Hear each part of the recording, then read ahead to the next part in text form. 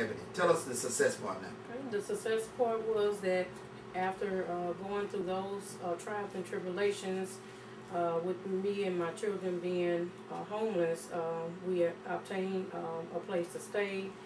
Went back to school, developing my master's degree in psychology. Oh, what a wonderful thing.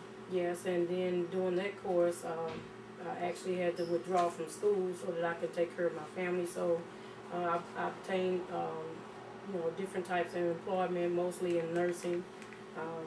And right now, I haven't given up. That's the whole success, that I didn't give up when I was homeless and everything. And tell us about recently with the passing of your brother, and how did you facilitate getting them to get the proper burial and all of that? Yes, with my uncle situation, as far as Jamal Salahuddin, he actually went and had a brain stroke, and at that time I was lost because I didn't have any insurance or anything to provide for the things that I needed to take care of his situation. And I was given a name, Brother Hakeem, and go see him. And that's all that was said. Just go see Brother Hakeem. He's up on Columbus Drive. That's on the boulevard. Right.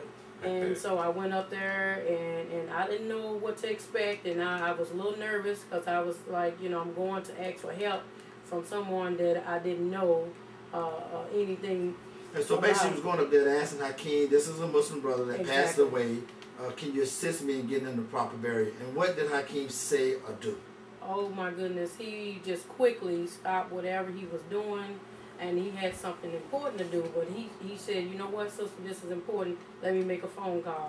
And he made one phone call, and he said, it's taken care of. He said, go down to the Islamic Society of Tampa Bay on Sly and talk to Sultan, and that's all I did when I went in there to talk to him. Tell us about that experience for our listeners to know. Right. That experience, I was very nervous from the get-go, and then when I actually, went and talked with Brother Sultan, I had to be there by 12 noon, and I went in there and I sat down and I just told him what I needed and who sent me, and that was it. And it was a blessing because I was like, wow, that's it. I didn't have to do anything. They took care of every single aspect of the service, of the burial, and everything. And I was overwhelmed with joy.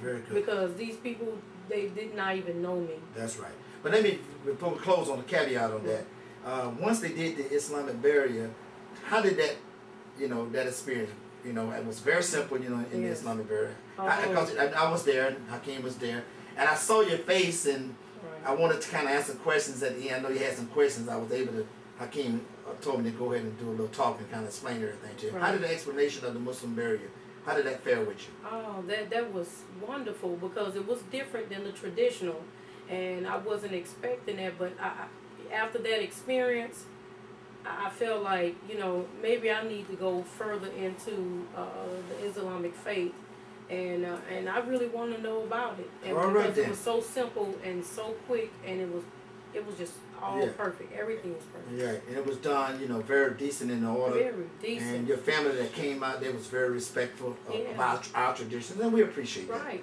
All right, then let's go now to Miss Ebony Major. We almost coming to the end. Ebony, tell me what in the future. You got two children, two beautiful children. They're all on the honor roll. When I talk to you, you study a lot. You got your computer there. You're living a normal life. Really better than a lot of people who've got 100% health. What's the outlook for you? Well, what I want to do in the future, what I planned on doing before I got ill, was to help other people. And I'm learning now that you don't have to be rich or be a millionaire to help people in need. Just me talking about my struggles and how I came out of them is helping somebody today. So eventually I do want to go in some type of business to where I help people with helping my mom, which is my major supporter, and just do something positive to keep me going. All right then. I don't. Go ahead. I don't like being home, sitting in the bed, feeling sorry for myself. I like that spirit too. And since you mentioned your mom, would you have someone on the phone line? Yes. Okay, let's go to the phone line. We'll come back to Evan. I have to get Evan to say something to him. Welcome to Honest Opinion, keeping it real, making it happen. What say you, caller? Life and its circumstances. I know time is limited. I just want to get in where I fit in. I just want to say I didn't get a second chance. I got a third chance, fourth chance, and fifth chance. It ain't about luck. It's about desire. And the will to want more out of life. Because you may get a second chance, but you only get one life to live. So live life to its fullest. The Army say, be all you can be. I'm going to give you a little short story. I lived in Tampa for the first 25 years of my life. I reached so-called success. I had a house, I had a car, I had a career. But I was a single man looking for love. So I left city of Tampa and I went to Georgia to give me one of them peaches. And ended up getting in Georgia, doing this, doing that. I lost my job, lost my place to stay. So I looked around and I had the opportunity. I started, I found a position. I moved to South Carolina. I did the South Carolina thing. Things started doing good. So I said, let me go back to Georgia and let me make it right. I went back to Georgia, accomplished some goals, and then I moved back to Tampa. So I say that to say this. We're talking about chances, which equals out to choices. And every day we have the opportunity to decide on choices. Whether you go left, whether you go right, whether should I speed, whether should I slow down. So every day we have the opportunity to make a choice. And life is about choices, and life comes from the reflections of the choices we make. I noticed last week you all had the mayor on the show, and I followed his campaign. It wasn't his first time running. He ran several times, but he stayed in it. He made adjustments, and he achieved his goal. So I say it's never too late to make a change or to make a better choice in life. So I just want to get in where I fit in. I want to hit it.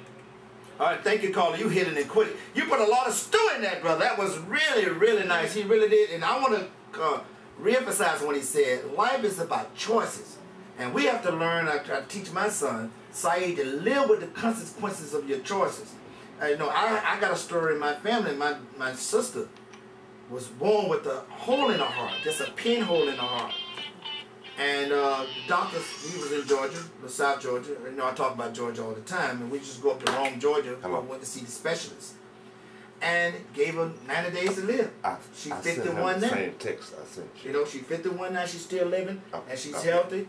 But, you know, she never gave up. And Mama never bought into it. So that leads me to you. Mama never believed the doctors when they told Stacy she only had 90 days to live. Miss Majors, come on, Audrey. Just bend down there and talk in that microphone. You're a strong supporter of Ebony. You never bought into the idea. What was it like being a caregiver for your daughter who's been diagnosed with a rare disease and can't even live? What psychology went through your mind to deal with that? Come, bend down a little bit.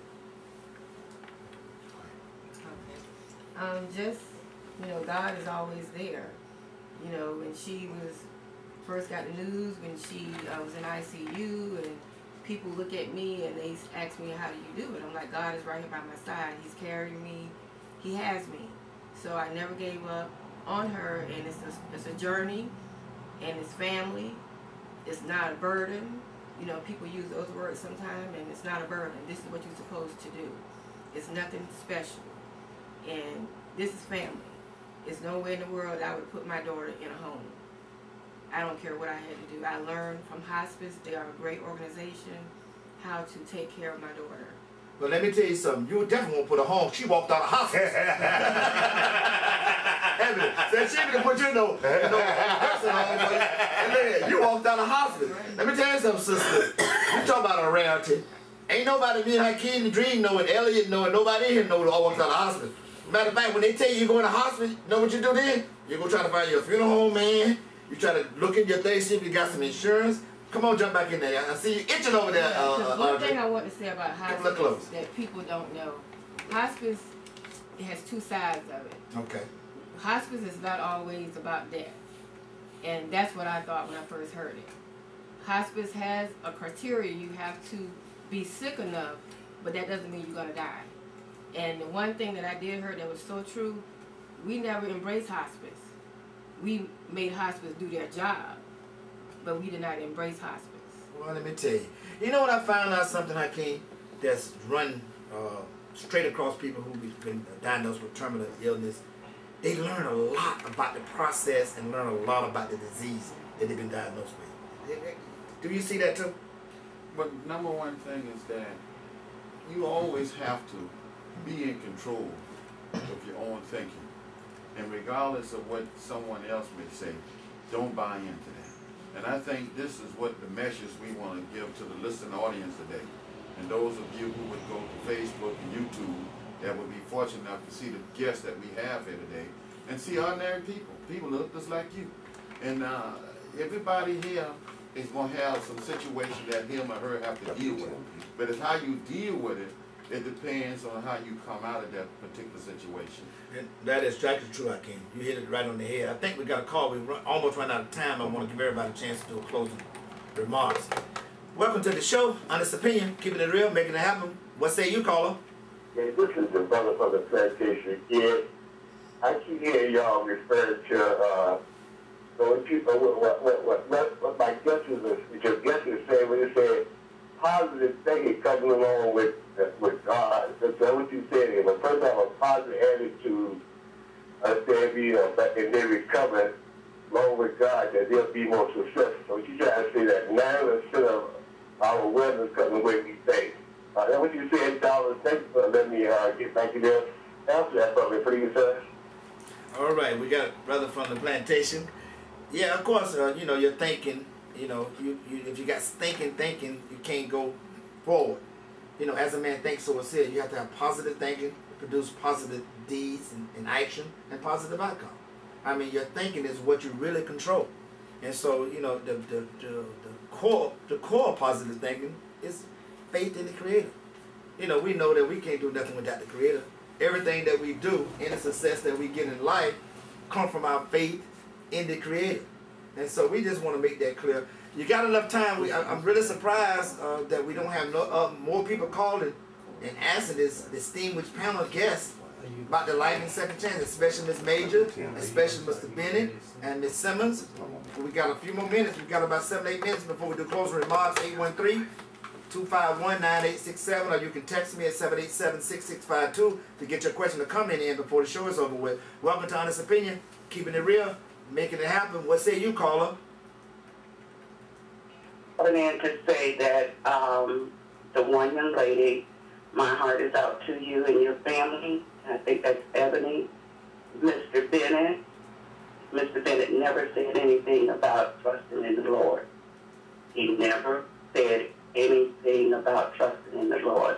And he got to realize for him to get where he is. Let me correct you, sister. He said he's a strong believer in God. He said that in the last segment of the interview. Of course, you may have missed that. He said that he's a strong believer in God.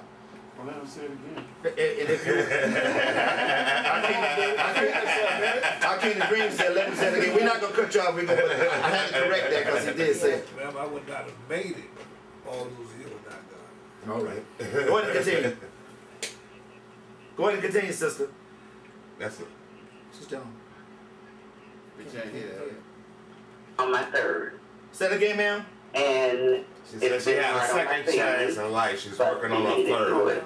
By the grace of God. And that's what I have to say. All right, then. Okay, go ahead, Hakeem. Hakeem the Dream. Since we get